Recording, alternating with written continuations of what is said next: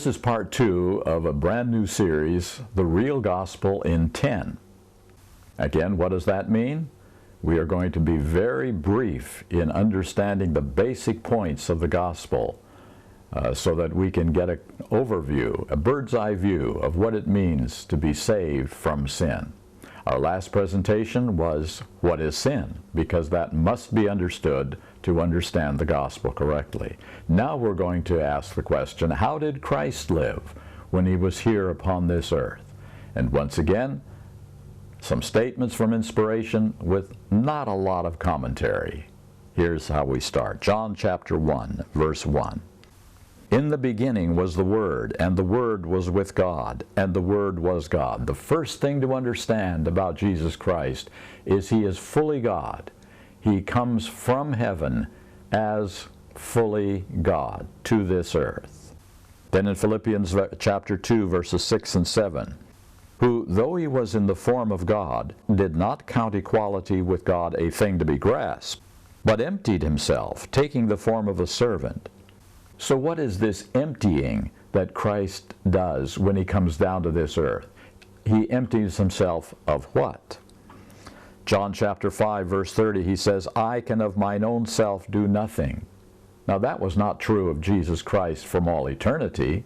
He created the world. But now, as a human being, he says, I can of mine own self do nothing. And so he becomes like us without any power that he exercises on his own. From Desire of Ages, page 336, he rested not in the possession of almighty power. That power he had laid down. So Jesus lays aside his power as God because we have no power.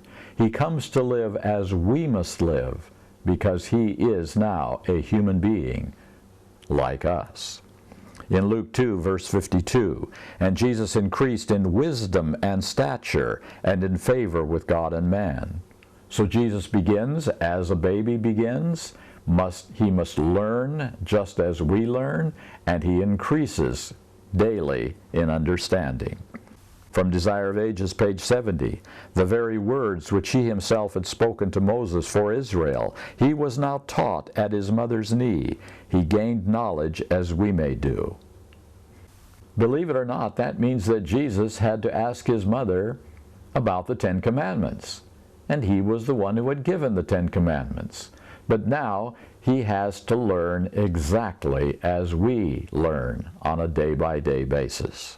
From Mark 13, verse 32, but of that day and that hour, talking about the second coming, of that day and that hour knoweth no man, no, not the angels which are in heaven, neither the Son, but the Father.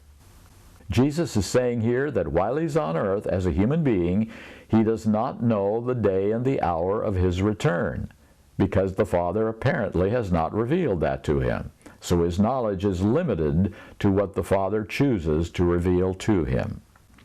From Desire of Ages 147, before he came to earth, the plan lay out before him, perfect in all its detail. But as he walked among men, he was guided step by step by the Father's will. The first sentence describes him in heaven before he came to this earth.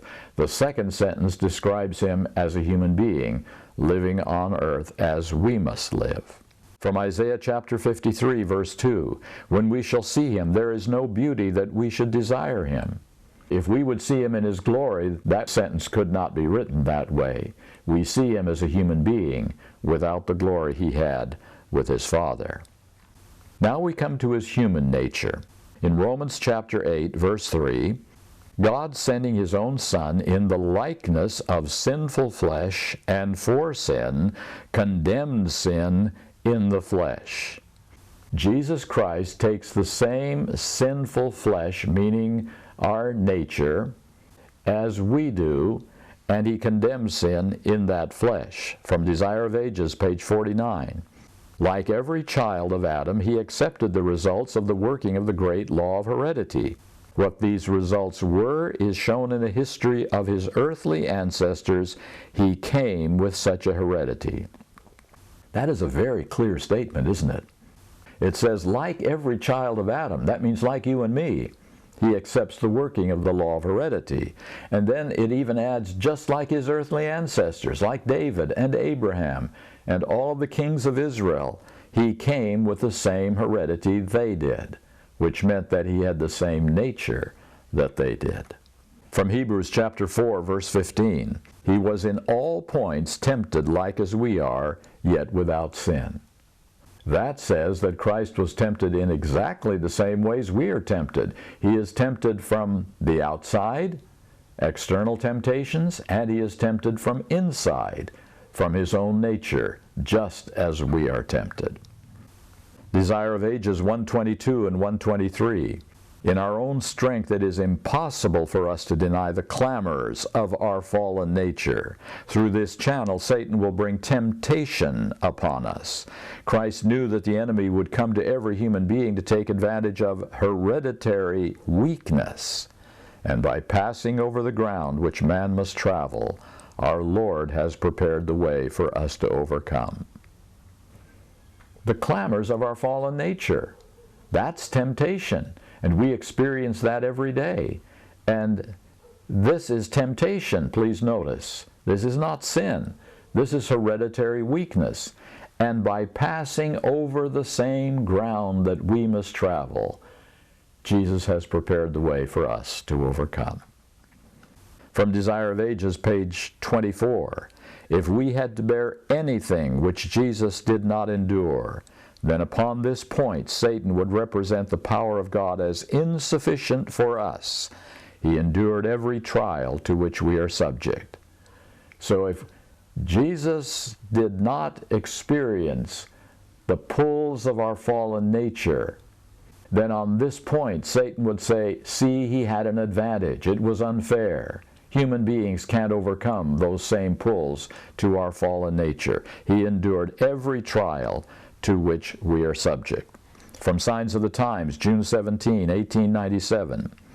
In his humanity he laid hold of the divinity of God, and this every member of the human family has the privilege of doing. Christ did not do what human nature may not do if it partakes of the divine nature. That is one of the most outstanding promises I have ever read. It says that in his humanity he laid hold of the divinity of God, and this we can do. We have the same privilege, and he did not do anything that cannot be possible for us. So how did Christ live? Just like us. Same temptations, same access to the power of God, and we can have the same victory that he had in his experience. Well, that's our second part. How did Christ live? In a very short summary. Once again, if you want to study this in a lot more detail, with a lot more understanding of the issues involved, then again, go to Face with the Real Gospel, Part 3, How Did Christ Live?